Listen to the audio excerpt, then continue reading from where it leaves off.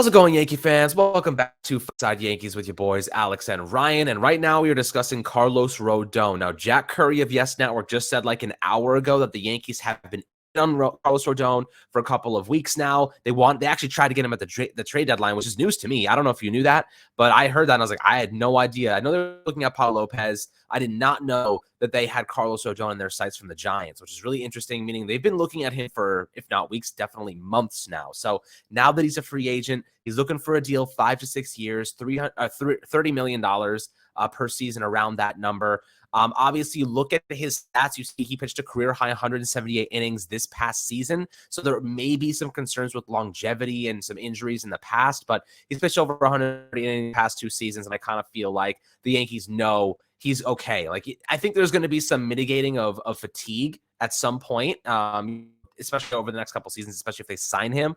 You're going to have to find ways to mitigate this fatigue that just is natural for any pitcher. You see what happened to Nestor Cortez.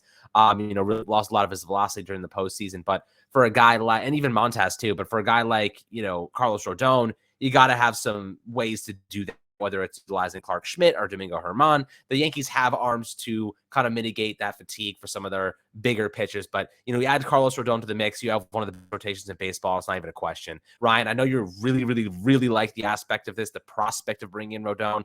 Let me hear some of the things that you'd like about him and what he'd mean to the Yankees in terms of bolstering their starting rotation. Yeah, so, Carlos Rodon, just to start it off, I mean, since last season when he broke out, and yes, you mentioned, with the innings pitched in 2021, he did have a shoulder injury. 2022, perfectly healthy, perfectly fine. But of course, you don't want to sit back and say a guy who's only thrown 170 innings once in his career is going to stay healthy for you for an entire season. But I mean, good God, the raw numbers, just not even factoring for like per rate stats, just looking at straight, affected by volume, all that. He struck out 422 batters in his last 310 innings spanning back to last season. His ERA is ridiculously low, 2.67, 11.1 WAR. I mean, he's been a top 2 pitcher in the game, arguably, over the last 2 seasons. In terms of projections for next year, Steamer projects this guy to be the 3rd best pitcher in baseball, tied right with Garrett Cole, behind Corbin Burns and Jacob deGrom. I want you to imagine having a guy who is as good as Garrett Cole. Now, when we talked about Verlander, we were talking about, Verlander is very good, and not downplaying it at all. Very good, Cy Young caliber pitcher. But I concluded, I think Garrett Cole's still, I think the gap and stuff is still siding with Garrett Cole for 2022, and projections and underlying metrics would agree with that. For Rodon, he's so good that, maybe he is as good as Garrett Cole. That's telling you a lot. The stuff is electric. The stuff is phenomenal. The velocity is very good. His fastball has the most swings and misses on that pitch versus any other fastball in Major League Baseball since 2021. The pitcher who's second, Garrett Cole. So you have the 2 best fastballs, and Nestor Cortez's fastball is no slouch either. I believe it was top 2 or top 3 in run value last season, meaning you'll have 3 of the best fastballs in Major League Baseball on your rotation. And Luis Severino's got a great fastball as well. Montas got a great fastball as well. Those guys, the rotation of guys who all of them can go out and be, top 10, top 15 in strikeouts among not just the American League, but Major League Baseball, right? And that's important. Rodon's slider is great as well. He's a fastball slider guy, basically. He'll throw in an occasional curveball. He'll throw an occasional changeup, but those are more so show pitches. He doesn't really seem like someone that the Yankees should be afraid of giving money to, in my opinion, because he's just so damn talented. Right? He is just so damn good. I've used this analogy because I mentioned this with Nick yesterday. I mentioned this with Nick last time we were on the episode together talking about the Judge signing. We had mentioned that the Yankees are not going to feel bad. The fan base is not going to feel bad if the guy isn't very good his last year, or the guy isn't very good his last 2 years, if they win a World Series with him, and he's the reason why.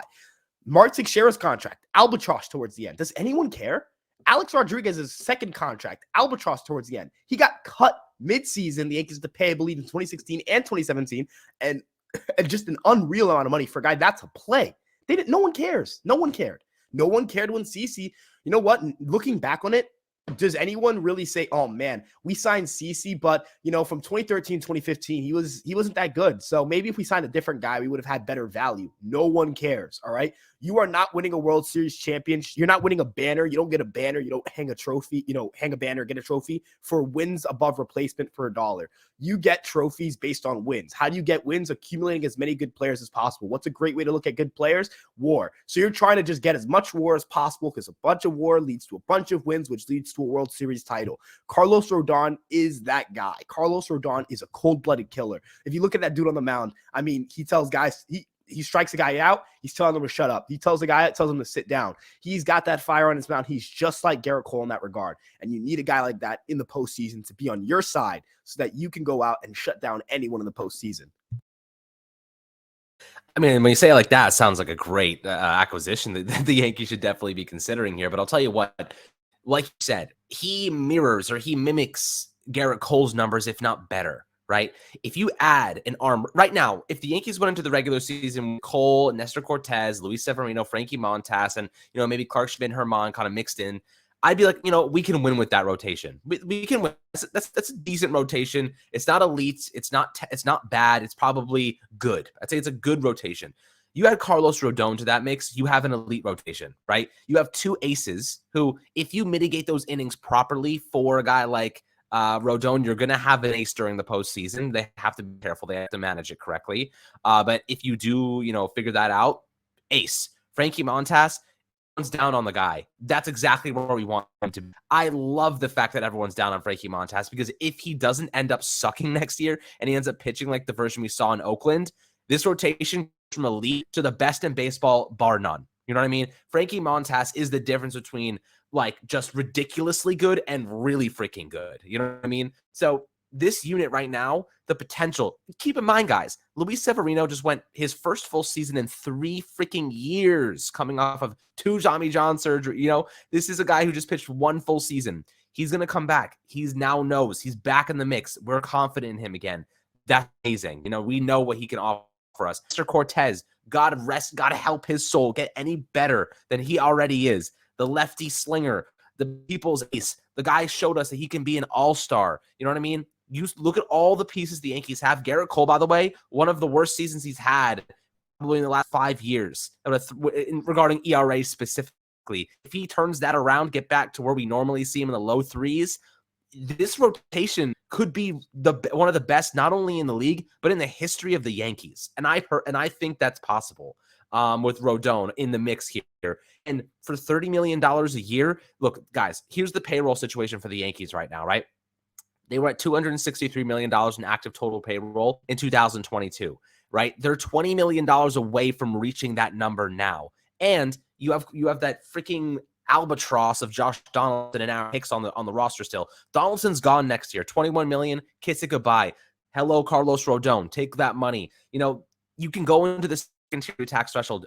Hal Steinbrenner has to go into the second tier of the luxury tax threshold. So it goes from a 12% to a 42.5% tax subcharge. So big difference, but the Yankees can afford it, right? The Mets said, screw the second, screw the third tier. We're pushing past all of them. The Yankees cannot, like you said in yesterday's video, you got to flex that financial muscle sometimes. And I think the Yankees have that financial muscle. Carlos Rodon, he makes their rotation elite. He makes their rotation one of the best in the game, if not the best in the game. And all of the guys that I mentioned previously are primed to get even better this year.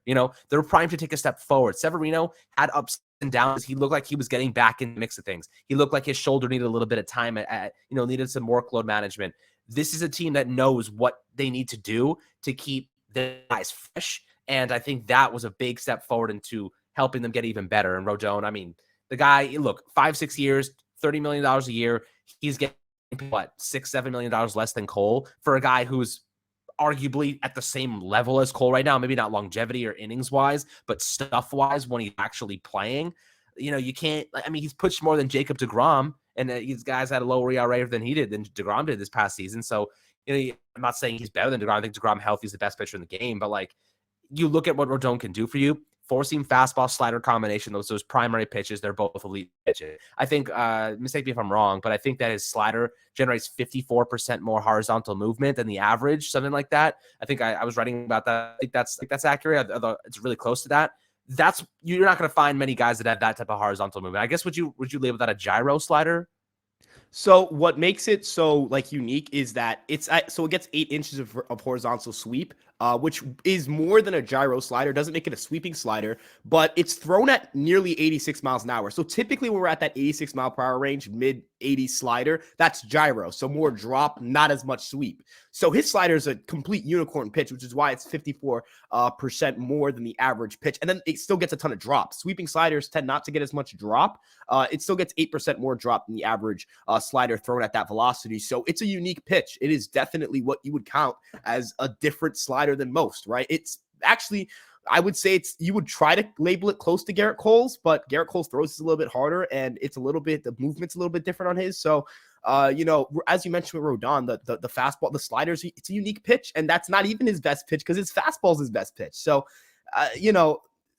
look, I know that a lot of people are going to claim the Yankees need bats. And I do think they need to make sure they secure left field, make sure it's a left-handed hitter. We've talked about the left field situation, but I just want to remind people that the Houston Astros hit 233 in the playoffs last year with a 299 on base and slugged 389. The Phillies slugged more than the Astros did. They slugged 399. They didn't win the World Series. The Astros did because the Astros have unbelievable pitching, or they had unbelievable pitching. They just lost Justin Verlander. Their ace, their Cy Young award-winning pitcher last season.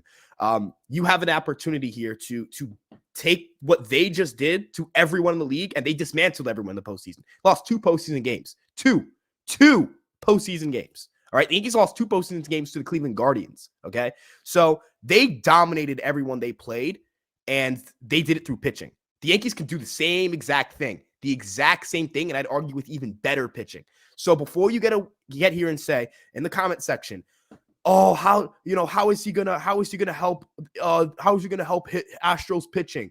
It doesn't matter if you score 3 runs if the other team scores 1 run. We saw this in the ALCS. It doesn't matter that we held the Astros to 3 runs. It doesn't matter that the only blunder Severino had was a 3-run home run and the bullpen shut it down. He scored 2 runs. It didn't matter. If you hold that team to 1 run or 2 runs or 3 runs and your offense is competent, which competent is not allowed to ask for, it's not a ton to ask for, this team will win. So Rodon, need it. Absolutely need it. You said maybe the best rotation in Yankee history. I'm going to go pull out all the stops here. This rotation would be the best in Major League history. They will go down as the greatest rotation in Major League history, at least in the post-integration era, if they're able to get Carlos Rodon. I'm going to go that far. I will go that far. I will go that far for this team. I will go that far for this pitching staff, that far for this pitching department, this development, right? Nestor Cortez, unique fastball, unique, total unicorn pitch. Montas has his splitter, complete unicorn pitch. Garrett Cole, I don't even have to say anything. Luis Severino slider, one of the best in baseball. Carlos Rodon is that final crown jewel. You would have to pick between Nestor Cortez, Luis Severino, and Frankie Montas to start game 3, not game 2, game 3 of the postseason series. And the other 2, one of them goes into the bullpen, the other one starts game 4. Your team is unstoppable at that point. It's not over for everyone else. Baseball's not predictable, but damn it, do you put yourself in a good spot to win it? And damn it, does this team need to be in a good damn spot to win a freaking World Series for once? Look, you make a good argument. And I think that the variable that we might be missing is obviously they have to remain healthy to be the best in baseball ever. And I think that's the big one because a lot of these guys have injury histories. But if they can stay healthy, I think that there's definitely something that you have to say about it. But nonetheless, love to hear your perspectives, guys, about Carlos Rodon, what you think about him, adding him to the rotation. Definitely excited to hear your thoughts and opinions below in the YouTube comment section. As always, enjoy the rest of your day. Like and subscribe. And we'll catch you guys on the next Fireside Yankees episode.